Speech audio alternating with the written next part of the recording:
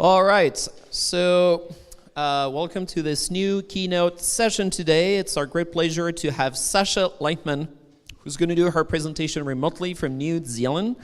So been knowing Sasha for quite a while. I think many of you here in the room actually know her too. So please greet Sasha for her keynote presentation.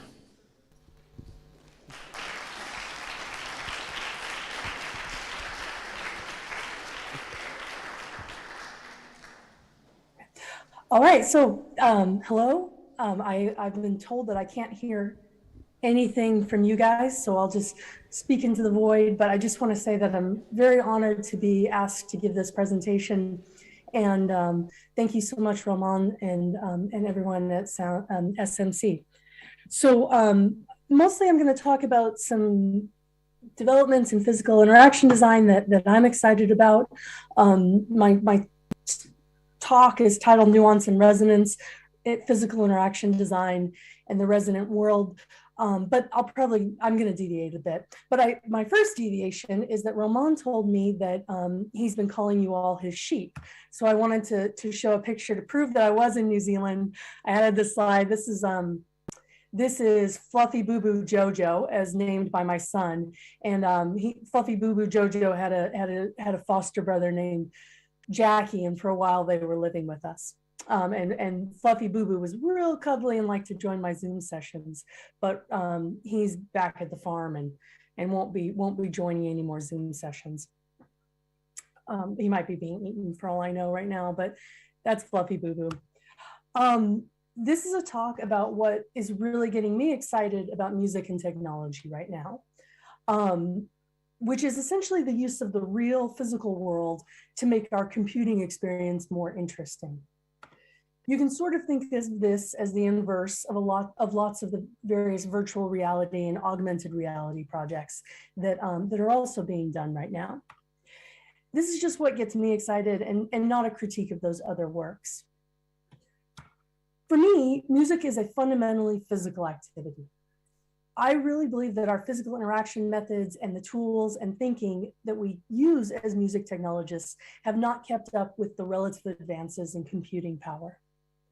I always work from the premise that musical instruments are aesthetic, cultural objects that become extensions of our own creativity and thought processes. There's been lots of good writing about this. For me, it's just this is where I've come from. This is how I experience music. And when I define musical instruments, I'm doing so very broadly. And in general, I'll often use very broad categories in this speech and generally in my thinking. And I also like to think that humans are made to play with our tools. Maybe actually lots of mammals, maybe Fluffy Boo Boo Jojo like to play with his tools, but I focus on humans. So I work from a place of play and physicality in most of my work. I don't know who's in the room, but apparently I know some of you. But I'll just talk a little bit about my background. For me, the draw of computer music and music technology has always been this combination of music and the world of DIY and building things. I started off as a musician, and I studied music as an undergraduate, and I focused on composition and jazz guitar. But I also, even though I started off as a musician, as a composer, I like to build things. And I've been building these odd musical interactions since about 2004. When I was 18, I got really involved in trying to figure out how to make things. I would go to the hardware store and I would just walk the aisles and try to figure it out, because I had watched my grandfather build things, but it was really hard to really, I didn't really have a lot of skills. And so, but I had some money and I was working a job, and I wanted to teach myself how to do things, how to make things. So I got a Dremel, and I got one of these little workbenches, and I got some secondhand books, and I started to teach myself. My making and building skills are very largely self-taught or internet taught, and I'll talk about that later in this talk. The maker or DIY movement, shared industrial art spaces, and Burning Man were all huge parts of my life. The ocean was a big part of my learning as well. I worked on boats for a number of years and lived on one for 10 years. In fact, hydrophones and underwater field recording and whale songs were kind of my gateway drug into computer music. I came from a perspective that I just wanted to write string quartets. I just had no interest in squeaky bleepy music. Trying to get a PC to run MIDI in like 1995 kind of killed that for me. I wasted all my money from my various jobs as a teenager and could never get it working. But I found that when I started to play around with underwater sound and making my own hydrophones and exploring this sort of world that I couldn't access with traditional instruments, I really found a way to get excited about music technology. And on the left, that's a hydrophone that I sort of have kit that I've developed, that I've taught lots of students how to build and lots of just researchers. It's an inexpensive way to make a pretty decent sounding hydrophone. And on the right is where I'm from, the central coast of California, and that's there's a small picture. There's a small whale tail going down, and that's Morro Bay, Morro Rock, and that was where I sort of first started to make some underwater recordings. Along the way, I did all sorts of ill-advised activities like commercial diving and working on boats. And I kept going back to this idea that I kept going back to these two draws of how can I make music and how can I build things? And along the way, I learned lots of different skills. And this became, I don't know, like a borderline spiritual pursuit to me, because to me, learning how to build things was how I made sense of my world. And, this list on the left, I mean, I think probably, I can't see the rest of you, but I know that a lot of people in music technology and these shared, multimedia pursuits, we acquire a wide set of skills. I love this quotation from Robert Heinlein. He says, "A human being should be able to change a diaper, plan an invasion, butcher a hog, con a ship, design a building, write a sonnet, balance accounts, build a wall, set a bone, comfort the dying, take orders, give orders, cooperate, act alone, solve equations, analyze a new problem, pitch manure, program a computer, cook a tasty meal, fight efficiently, and die gallantly. Specialization is for insects." Like I said, I can't really see any of you or hear any of you, but I have a feeling that we'd probably have that list covered if we needed to and were in person.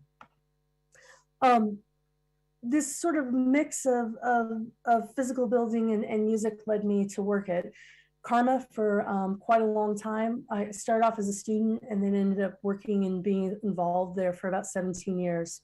I took care of the Max Lab and the associated garage. Oh, look, there's Ramon. That wasn't planned.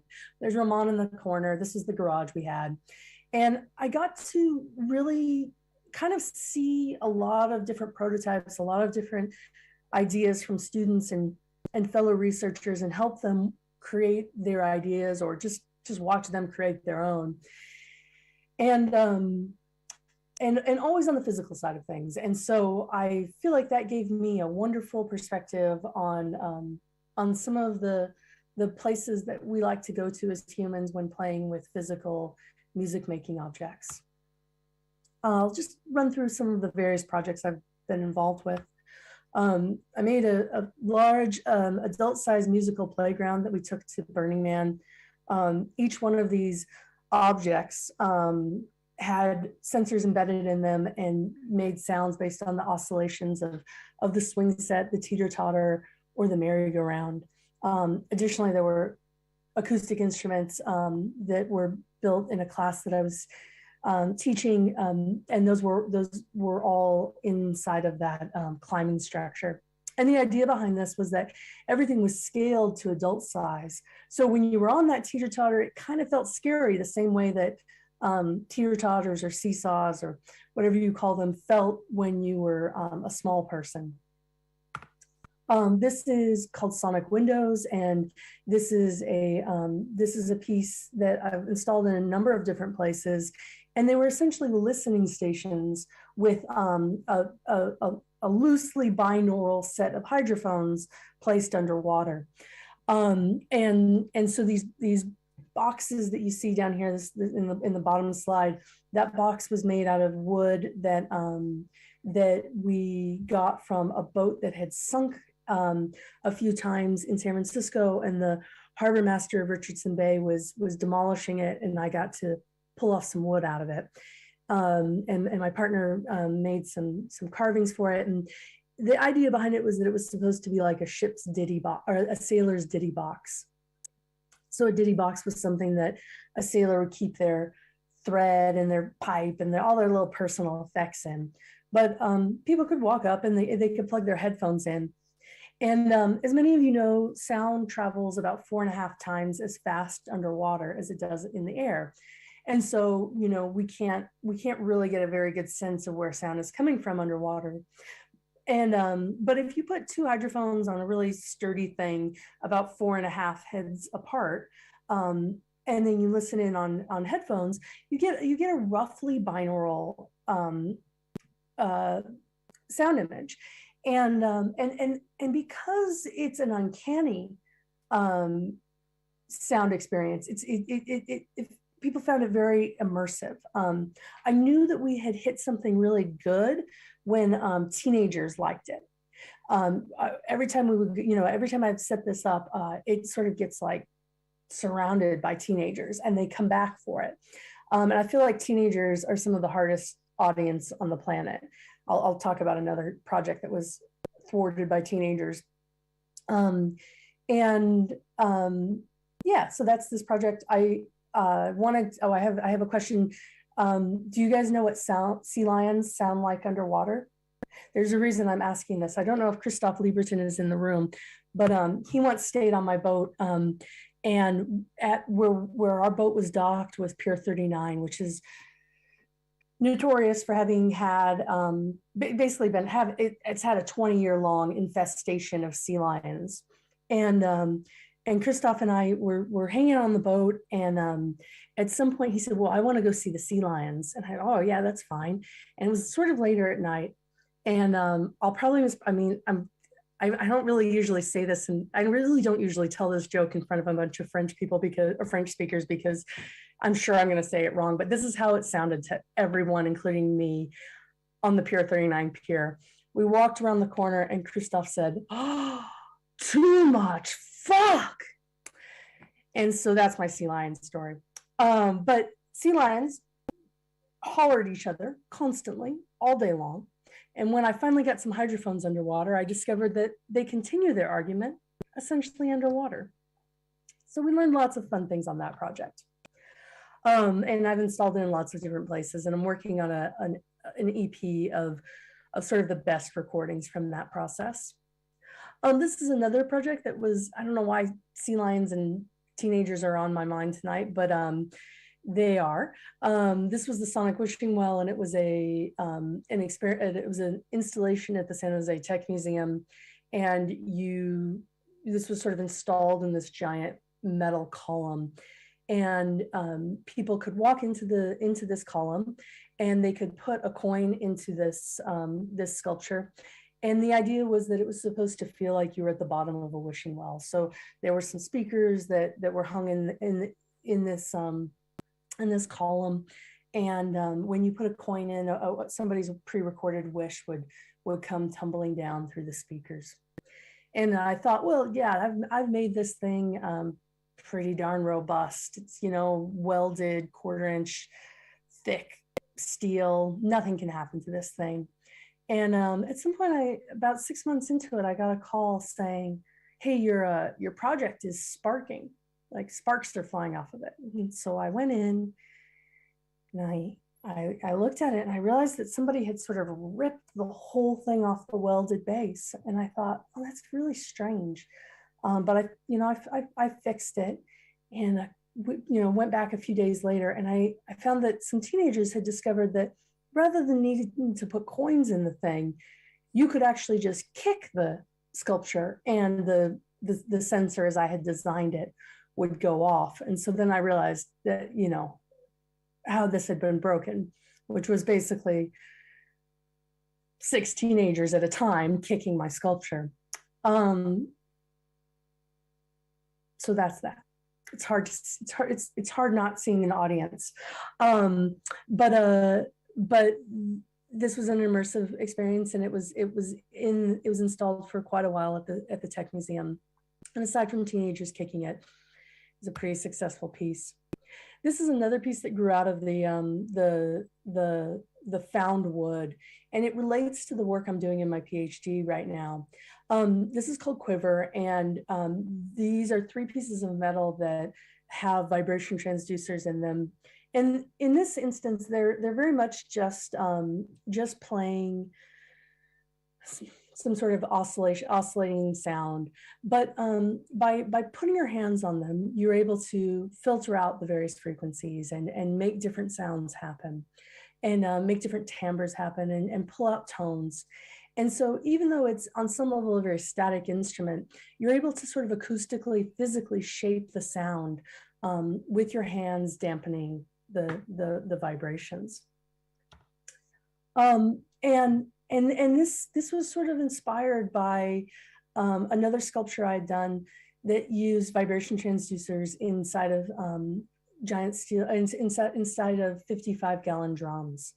And what I found was that this was not meant to be a playable instrument, but it became a playable instrument by touching those metal drums, and by massaging them with your hands. You were able to very quickly pull out some frequencies and some repeating sounds that otherwise you would think would be very difficult to repetitively get those tones, but our bodies and our ears were able to sort of learn them quite quickly. And so the sculpture was designed to be a nicer version of that, and to see if I made this sculpture, if other people would find it as playable. And they did, and I'll get back to what this led to later. But part of what I was interested in was how we can play with nuance, and I define nuance as basically a controllable change, right? Because not a random change, but a change that we can replicate, that we can repeat, and that we can learn. And to me, that nuanced physical control is at the heart of music making, of physical music making. When I pick up this guitar, I'm not a great guitarist, but I can play. I've been playing a long time, and I can play, a single note 100 different ways, and it's not random. It's a choice. I can control the nuance. And this is something that many of the musical instruments that we end up using as music practitioners at this point in time cannot replicate. Roger Lynn's instrument was designed with very much this idea in mind. He often talks about the fact that he missed the guitar solo of his rock and roll days. He missed instrumental solos and the ability to have that level of expression. And so this was his answer to it. For me, I have some other answers to it, but I think they both get to this idea of nuance and of having that particulate control that is a choice. That's not a random choice. It's not humanized. It's not the randomized button. It's actually the control of a musician. And for me right now, this is where I'm finding that control in the sort of nitty-gritty, what I'm calling nitty-gritty, just because I like that word, nitty-gritty real world of resonance, embodiment, feedback, materiality, and tactile response. And I'll talk about some projects that to me really scratch that itch. I just like the word nitty gritty. There's a American band called the Nitty Gritty Dirt Band. But this idea of grit, this idea of the things that are not smoothed out, the things that are that have a texture and have that push back against us as physical objects, as physical beings. That's where it's getting me excited these days. So one of the things I came to was this idea that many of my favorite controllers, instruments, controllers, digital musical instruments, whatever you want to call them, many of the ones that I was getting excited about were using some kind of sound-based sensor. And so I did, and so one of my, I did a little study on these and looked at examining sound-based sensors as a distinct category. And one of the examples I often use is Roman's blade axe. And I think in some ways, I probably like the blade axe maybe even more than Roman does, because I think that it really gets to some of the issues of nuance. And so if you haven't seen this object played or performed or described, hold on a second.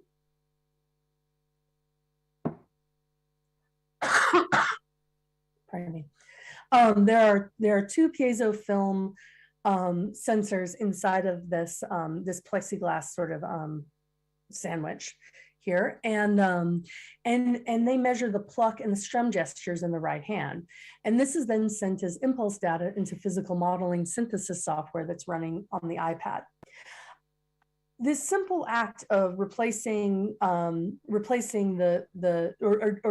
using a sound sensor as the impulse to this physical model provided what I found to be an incredible level of nuance and variation in that right-handed gesture. So the left hand, was essentially relegated to note selection, but the right hand was given almost as much nuance as in an acoustic instrument, but with all of the affordances of a digital model.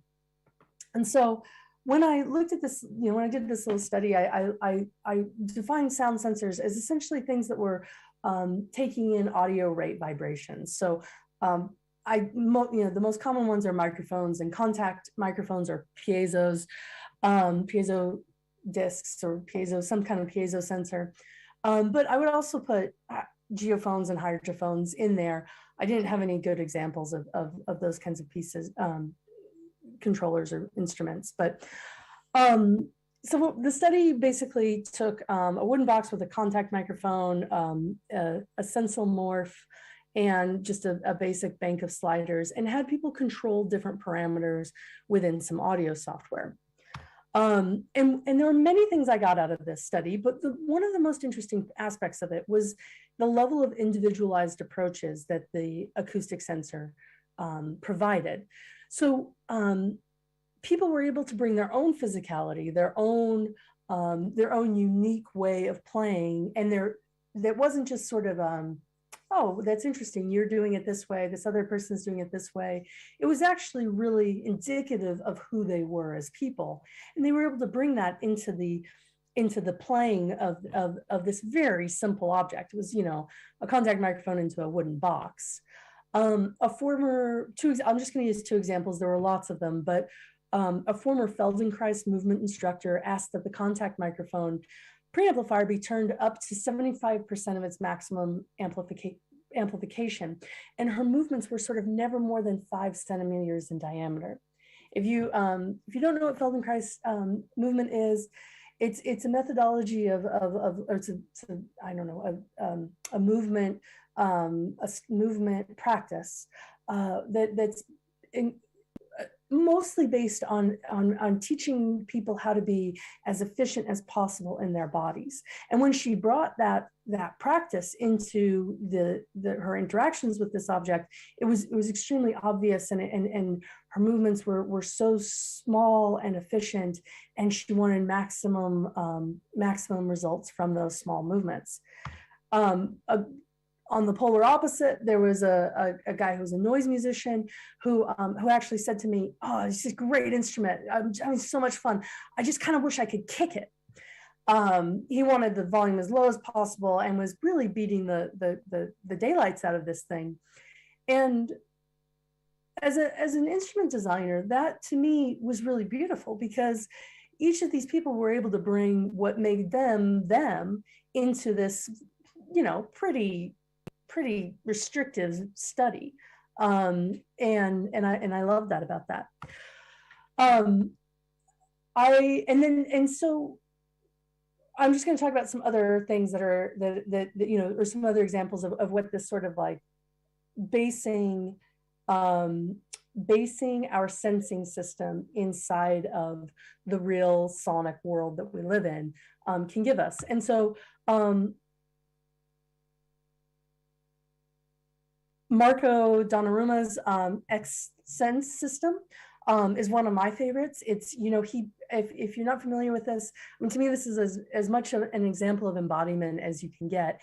He actually uses microphones that pick up the sound of his muscles, his body, his heart, his breathing, and turns that into the material for his X-Sense, I don't know why I'm having a hard time saying this, X-Sense system. And this system itself becomes this incredibly expressive system that I don't think you could replicate if you were just using the sort of, you know, standard sensors into analyzed by a microcontroller and then sent via some sort of, you know, data. I think there's an incredible amount of material awareness that I see happening when we look at the sound, that when we use these sound sensors and variations of this. The Cicada by Physical Synthesis company is one of my favorites. This, if you haven't watched I should have actually included a video, but this is a mixture of vibration transducers and contact microphones, and pulling out the materiality of whatever it is these tongues and these transducers are interacting with. Another thing that's getting me excited lately is everything being done by the Feedback Musicianship Network. I don't know if any of you are in the room right now, but I'll just show a few examples. This is a work by,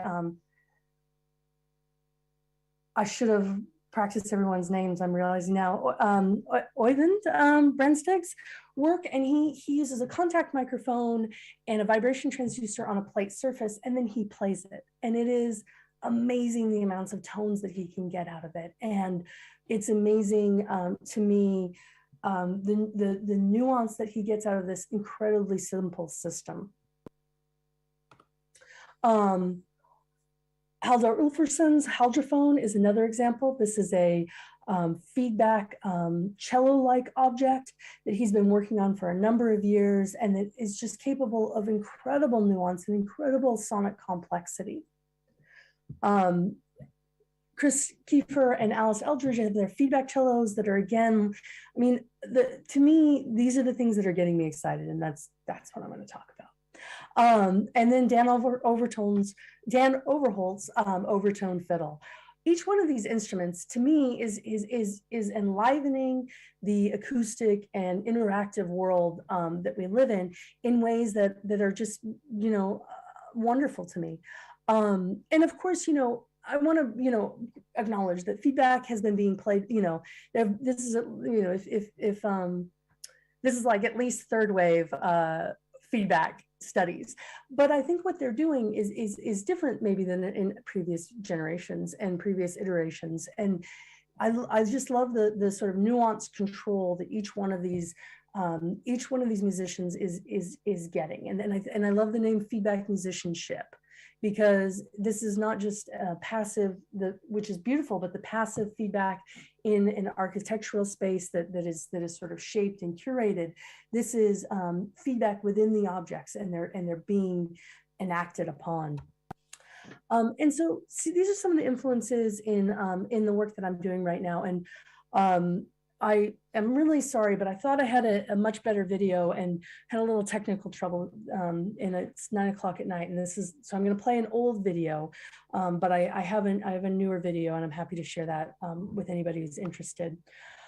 But basically, what I'm doing is I'm taking resonant objects and essentially putting a vibration transducer and a contact microphone on them, and then I send some known frequencies.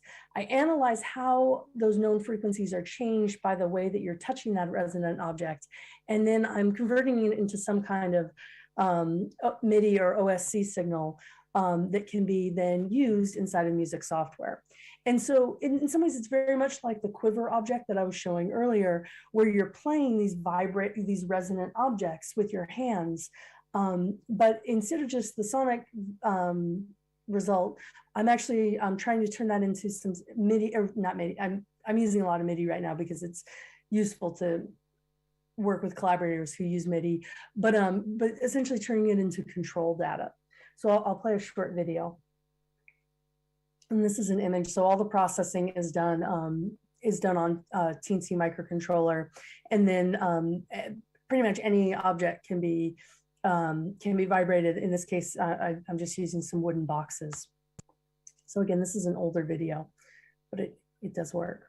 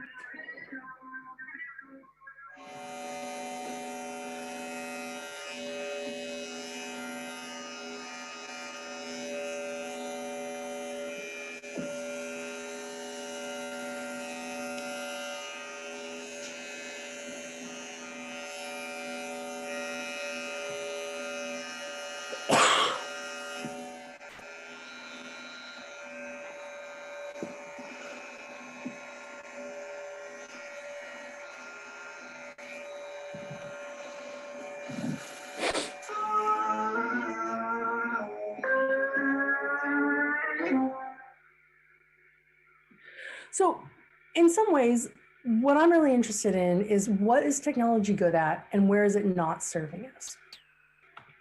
In some ways, all of these different examples can be thought of as, or in some ways, this can all be thought of as a level of collective sophistication, right? Where we are learning to use the right tool for the right job. So to me, one of the things that that I feel very strongly about is that we've gotten quite good, analytic tools in our computers at this point. We've gotten, I feel quite, I don't think I need to upgrade my computer. If my computer stayed at the same level that it's at right now, I don't think I would get bored for another 10 to 15 years at least. And to me, it becomes more about what can I do in the real world to augment the tools that are in my computer, rather than trying to augment the tools that are in my computer by making them themselves more complex. And I think that a lot of this sort of gets to this question of like, what can computers do really well? And what things in our real world are just too damn good to duplicate? And for me, a lot of the sounds that I'm interested in, a lot of the sensing modalities that I'm interested in, are things that pick up on the things that, to me, are just too good to replicate at this point in computers. The resonance of a cello, the resonance of wood and boxes, the sounds of the ocean, the sounds of underwater sound. These, to me, are just beautiful sounds that I would rather explore how they can interact with my technology rather than trying to make my technology at this point too much better. My wife said to me, okay, well, do you have a good ending? And I should tell you that Jessie is a very good theater maker. She surrounds herself with other good theater makers. And I thought to myself, well, I don't think I've ever really actually thought about a talk having a good ending. But it did make me think that there were just a couple things I wanted to sort of keep going on. If we're talking about what computers can do well and what they can't do well, this is a slight veering off topic, but I feel like you all are listening to me and I just want to kind of talk about it for a second.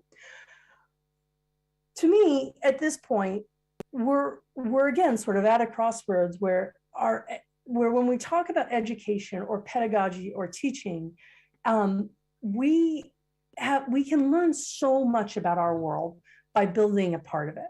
We learn about the materials that are the building blocks of our world. And as we're moving sort of into this, I know that we're sort of out of COVID, but I don't think we're I know that we're not in a new normal. I don't, like we're in a weird place in the world. And how we teach, I think, has been fundamentally changed. And so I want to just talk a little bit about that and a little bit about where we as essentially technology leaders, right? Because we're the ones that get called on to tell people if like something can be technologically possible, where we can help people to understand what technology can do and what it can't, where humans are just awesome. I often talk about this idea of Lego and garage skills. And basically it's this idea that practical skills, that they're practical skills that help with future common sense foundations of technical learning.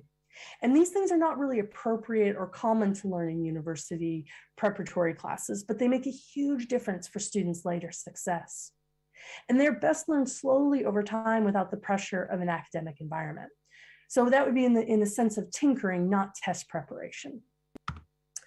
And I used to joke, this kind of doesn't, one of these aspects doesn't work, but I used to say that if a student came into one of my classes and they knew how to build a wooden box, install a car stereo, and fix a toilet, they were really much better prepared for anything I could teach them.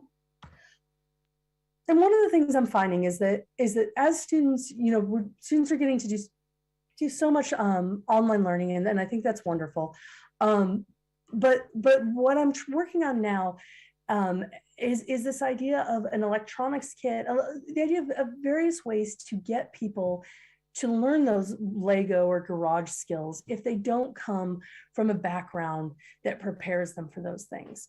Because the truth is that if you grew up in a city, if you grew up as a woman or a non-binary person, you're probably not super likely to have been taught how to build boxes, how to install car stereos. I know some of this stuff is changing, but there's still a really strong gendered component to whether you learn to do these things. I've also learned since moving to New Zealand that American toilets are terrible and that the rest of the world doesn't have to fix toilets all the time. So I need to find another hydraulic-based thing that needs to be repaired. But that's another issue. And so one of the things I've come up with is this idea of an electronics kit that has absolutely no black boxes in it. It's put together with real parts. It's laser cut wood or cardboard, nuts, bolts, and washers, resistors, capacitors, and LEDs. And I'm working on it right now in Wellington with some collaborators. And the idea is that it's a way for people to actually practice building things, putting things together in ways that, that will help them later when they have to learn things online. Because the truth of the matter is that online learning has really let me down over the last couple of years. 90% of the technical skills that I've learned online. Despite the fact that I hung around Stanford for 20 years, I still feel like most of my technical learning was either self-taught or learned online. And the advantage of that is this sort of self-paced, need-based learning. The downside is it can be kind of like Swiss cheese. There can be holes in my learning, holes in things that I wish I knew better. But the truth of the matter is that it has given me a level of access to learning that I wouldn't have had otherwise. Because the one-on-one apprenticeship, mentor, in-person style of learning has huge implications for diversity. When you're learning something online, people don't have to like you to teach you. And I think that that's one of the things that has actually been improving some diversity over the last 5 years or so, is that there are more and more online resources, and these are giving people the ability to learn some of these things. But I think as we're seeing, this is a side note, I'm not gonna let that go, but I think what we've seen is that this online learning can be a bit of a letdown, right? Because Zoom takes some of the worst parts of in-person teaching and it amplifies them. This is especially true in regards to diversity and teaching people from less advantaged backgrounds. Online learning feels a lot like a power tool in this regard. Power tools can get a job done more efficiently, but they can also wreak havoc more efficiently. And online learning can be an effective tool for addressing various inequalities, but it can also exacerbate those inequalities if not handled correctly. And I know that I personally have not always done the best job. Even when I've been really well intentioned, I've made all sorts of errors in my transition into online teaching. And I hope that we as a group can I can't see you, but you know, I hope that we as researchers and academics and teachers can work towards better collective strategies for this sort of thing, because I really believe in the potential of this stuff, but I also feel like we need to get very granular about where these tools are good and where they're not working. For me, these strategies that I'm going to do more of are the idea of more asynchronous learning, more private one-on-one help where I'm not just spotlighting a person, and some balance of community that is not just Slack or Zoom. I don't really know what that is yet. Maybe it's just helping students create their own community and providing tools. But I'm very aware that we've got this disconnect between how we use tools and how our students use tools. And I want to just have one more last example of a place where I think that this divide between what computers are good at and what they're not can be seen. I've started working with this group called Barbarian Productions, and they're a really fun theater group in Wellington. They're a deeply participatory theater group, and they do all sorts of wonderful, relevant work. And they also do fun group photos every year. One of the things that came up when working with them was that they had gotten a government grant to get better audience feedback, right? Because audience feedback is a pain to get. It's required for many grants, but it still feels awkward and stilted when we try to get it.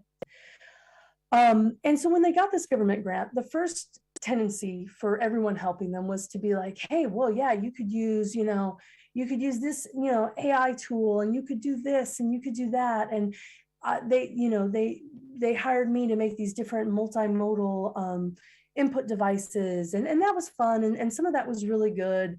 We had telephones and buttons and all sorts of things you could press. Kids, man, you've got to lock those iPad screens. Otherwise they go from the survey into playing games. But the issue with this was that all of those were add-ons. The truth of the matter was that these people as artists were actually incredible, epic listeners.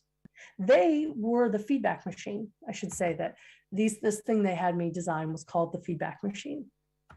But really, they were the feedback machine.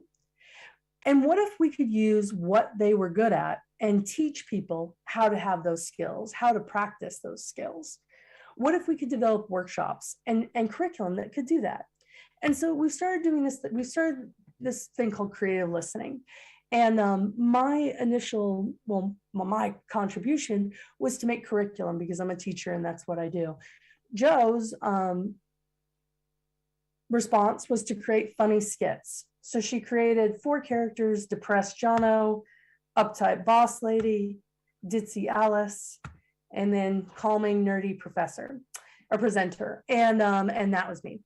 Just spoiler alert. And so what we ended up doing was creating these 3-hour workshops, 5 sections each, and each section has a mixture of activities and a video recording of a playful clown-inspired skit. And instead of making this, I did end up making a few iterations of the feedback machine, but really, this has been the most enduring aspect of this collaboration because it focused in on what they were good at, right? Because it's so easy as technologists to be like, oh yeah, I can implement that. Like, look, that was fun to build for me. The top, it was supposed to be kind of this robot humanoid thing, and like the lights at the top change with sound, and this is fun for me. I loved it. I had a great time. It all folds into a box that like goes into its own little carrier. Yeah, I really got to nerd out on this, and it is still somewhat useful, but far more useful is leaning into that human connection, leaning into what Joe Randerson and Barbarian Productions are good at. And so while I have your ears, I just want to put a vote in for us being good stewards of the technology that we develop. because more often than not, we're the people that people look to say, does this idea make sense to add all of these technologies? And sometimes it totally makes sense. And sometimes the real things in the real world are the awesome thing. They are the thing that is the sweet spot that we want to highlight. Not yeah. So that's what I say. And I think, oh, that was another thing I made for them. This is a contrast, right? This is the Eggfruit. I didn't make this. I did the electronics in it. Wild, crazy thing, super fun. You can press that red button and make recordings. It's amazing. Lots of fun for people. Well, the recordings aren't amazing. What's amazing is that this object hydraulically lifts up and turns into a trailer. Super cool. But again, Joe and the theater group are the interesting thing. So now it is the end, and I'm open for questions. The end.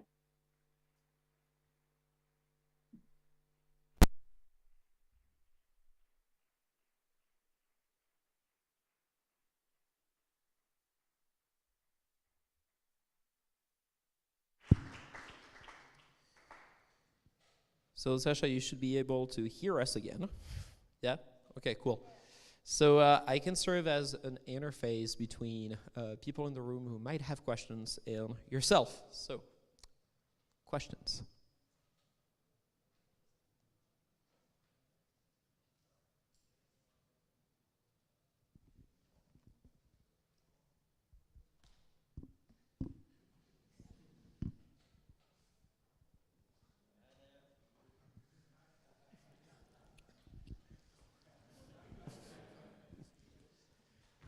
Questions? Okay. Federico?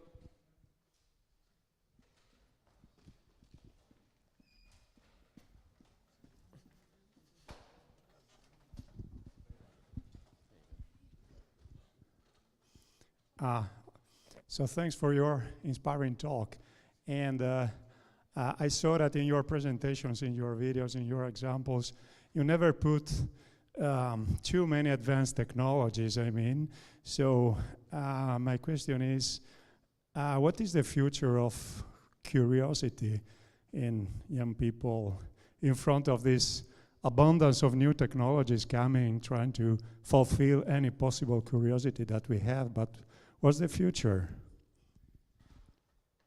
Especially for young guys.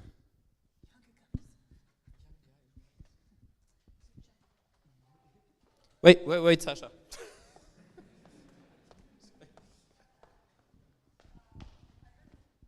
Future, that was it, and I'm sorry. Sorry about this. I'm really sorry. It was really booming. Can you summarize what he asked, what Federico asked, Ramon? So maybe yeah.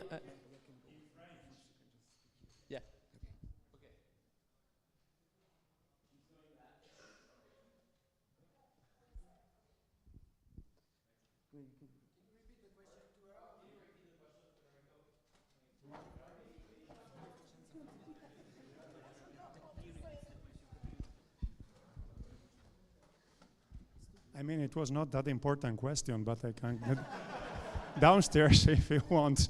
No, can you hear me now?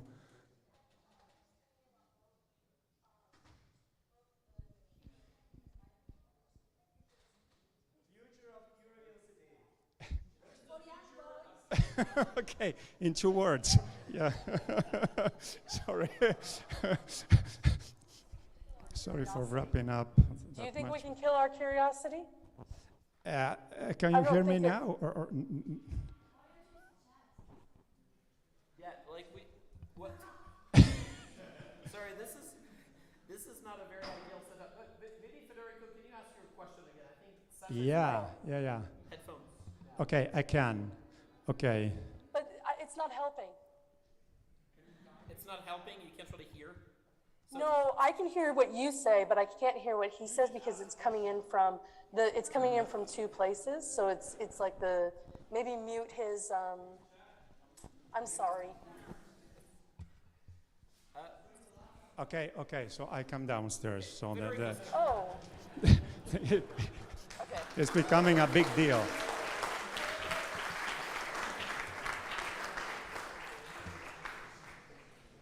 Sorry, Sasha, you're the only presentation we had in the whole conference in this format, so that's Sorry. like everyone was here. So. hi, Federico. Okay, so can you hear me now? Okay, so thanks for your. Okay, so there's also latency with New Zealand, I know. So, thanks for your inspiring talk. And my question was that I didn't see you putting any advanced technology in your examples, and so my question is. I think you try to sparkle curiosity, especially in children, and using simple tools. So, but now we have a big abundance of new technologies that try to fulfill any possible curiosity. So, what is, in your opinion, the future of curiosity? Which future has curiosity?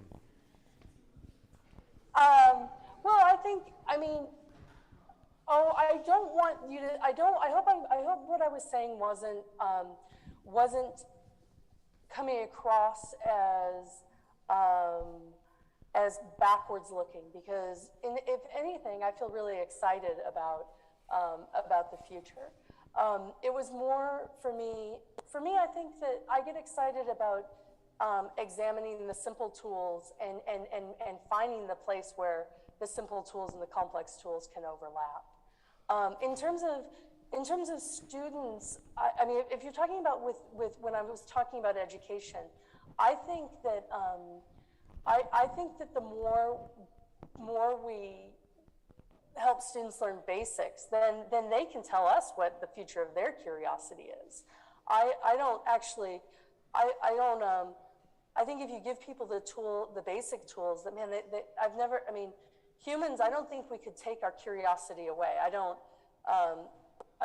think that's sort of at the heart of who we are as a species.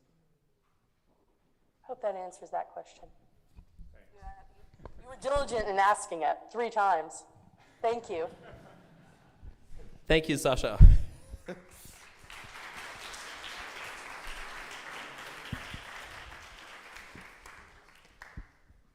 Any other question?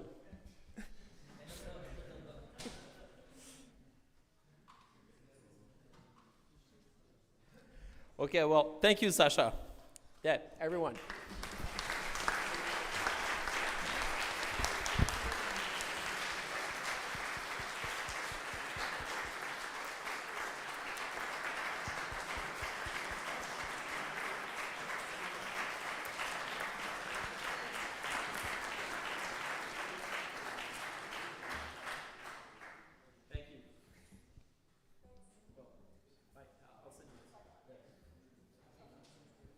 So everyone, we have lunch now.